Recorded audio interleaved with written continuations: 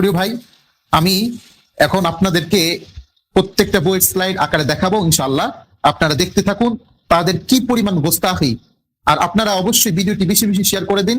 এবং যারা এই ফিরকাকে ভালোবাসে এবং যারা অন্ধভক্ত, যারা কোটি কোটি টাকা, মানে লক্ষ লক্ষ কোটি টাকা এই দরবারগুলোতে মানুষ দিতেছে, তারা যেন আজকে এই ভিডিওর মাধ্যমে সতর্ক হয়ে যেতে পারে, তাদের ব্যবসা যেন আজকে লাল বাতি জ্বলে যায়। আপনারা এই কারণেই শেয়ার করুন, মানুষ যেন সত্য জানতে পারে।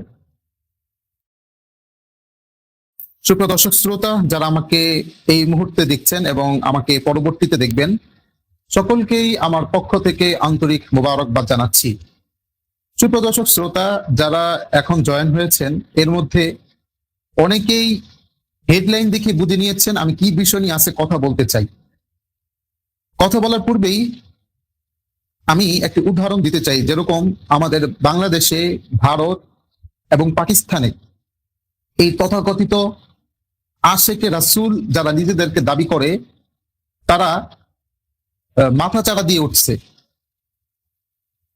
তারা যখন 12 রবিউল আউয়াল মাসে যখন তারা ঈদে মিলাদুন নবী পালন করে, মানে তারা নিজেদেরকে এমন ভাবে রাস্তাঘাটে, মাঠে ময়দান উপস্থাপন করে, এমন একটা ভাব ভঙ্গিমা দেখায় যে তারাই হচ্ছে প্রকৃত আশেকে রাসূল, আর বাকি যারা আছে তারা কেউ আশেকে রাসূল নন।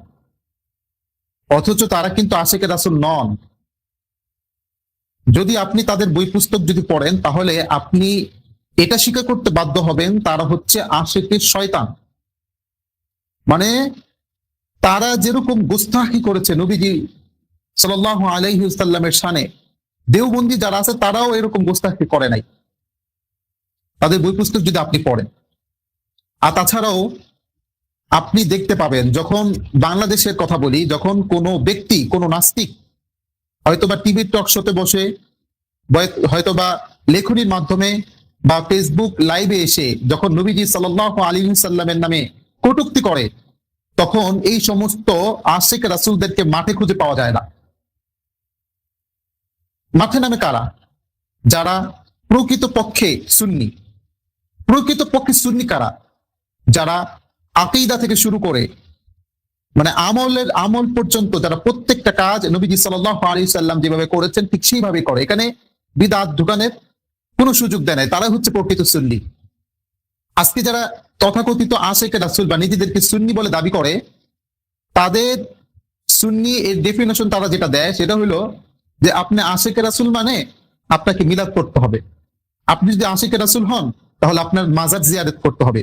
আপনি যদি আশিকে রাসূল হন তাহলে আপনাকে কবরে সেজদা করতে হবে, পীরের পায়ে চুমু খেতে হবে। এটাই হচ্ছে তাদের ডেফিনেশন। আজকে এই সমস্ত আশিকে রাসূল যারা আছে, এর মধ্যে ওই যে এনায়েতুল্লাহ আব্বাসী আছে, তারপরে হচ্ছে শহীদুল্লাহ বাহাদুর আছে এবং আলাউদ্দিন জিহাদি আছে। এদেরকে আজকে বলবো, আমি যে বইগুলো এখন মানে একটু পর স্লাইড আকারে দেখাবো, তো এখন এই স্লাইড আকারে দেখানোর পর তারা ফতোয়া দিবে যে তাদের যে বেরলভী ফিরকা যে উদ্বোধন করেছেন, যে প্রতিষ্ঠাতা মুফতি আহমদ রেজা ইয়ার খান নাইমি, উনি কি এখন পর্যন্ত মুসলিম আছেন নাকি কাফের হয়ে গিয়েছেন? এটা আমার ফতোয়া দিতে হবে না, এনায়েতুল্লাহ আব্বাসের ফতোয়া দিতে হবে। তো ইনশাল্লাহ আমি শুরু করছি, আপনারা ধৈর্য সহকারে দেখতে থাকুন যে তারা কি লেভেলের গুস্তাখি করেছে নবী সাল্লাল্লাহু আলাইহি ওয়াসাল্লামের শানে, অথচ তারা কেমনে বলে যে তারা আশিকে রাসূল। আপনারা দেখবেন যে রমজান মাসে টিভিতে তারা অনুষ্ঠান করে, তো অনুষ্ঠানের সময় কিছু ছাত্র ভাইয়েরা আছেন যারা বিভিন্ন নাচ শরীফ পড়েন। তো নাচ শরীফ পড়ার সময় মানে তাদের অবস্থা এরকম হয়, কান্নায় পুরো অবস্থা এত খারাপ হয়ে যায় যে আল্লাহ মানে জান্নাত থেকে যেন একজন আশিক রাসূল আইসা বাংলাদেশে এসে পড়ে গেছে, এরকম বোঝা যায়। কিন্তু আশিক রাসূল কি এটা? মাপকাঠি কি এটা? আশিক রাসূল থাকতে হবে সলাতে, আশিক রাসূল থাকতে হবে জামাতে, আশিক রাসূল থাকতে হবে আমলে, আকীদার মধ্যে। আমি আকীদার মধ্যে শিরক করছি, আমি কাউকে শরীক করছি আকীদার মধ্যে, এবং আমি প্রতিনিয়ত বিদআত করে বেড়াচ্ছি, আর আমি একটু বেশি বেশি আবেগের চোটে কানলাম আর আমি আশিক রাসূল হয়ে গেলাম? না, এটা কখনোই হতে পারে না। কারণ ইসলাম আবেগের নাম নয়, ইসলাম হচ্ছে দলিল প্রমাণের নাম, আর ইসলামে বিদআতের কোনো স্থান নেই। আর এই বিদআতকারীরা, যদি এটা উল্লেখ করা হয়েছে তাবারানি আল মুজামুল কাবিরেতে আল্লাহ নবী সতর্ক করে বলেছেন, ইন্নাল্লাহা হাজাবা তাওবাতা আন কুল্লি সাহিবি বিদাতিন হাত্তা ইয়াদা বিদাতাহু। এই বিদাতকারীরা যতদিন পর্যন্ত এই বিদাতকে পরিত্যাগ না করবে ততদিন পর্যন্ত আল্লাহ সুবহানাহু ওয়া তাআলা তাদের তাওবা কবুল করবেন না। বিদাতীরা কিন্তু ঠিকই আপনার আল্লাহর কাছে ক্ষমা চায়, মাফ চায়, কিন্তু আল্লাহ সুবহানাহু ওয়া তাআলা তাদের ক্ষমা করবেন না, তাকে মাফ করবেন না। তাদের অন্তরে আল্লাহ মোহর মেরে দিয়েছেন। এই কারণে বিদাত থেকে বাঁচতে হলে অবশ্যই তাকে এই বিদাতকে পরিত্যাগ করতে হবে, তারপর আল্লাহ সুবহানাহু ওয়া তাআলার কাছে তাওবা করতে হবে।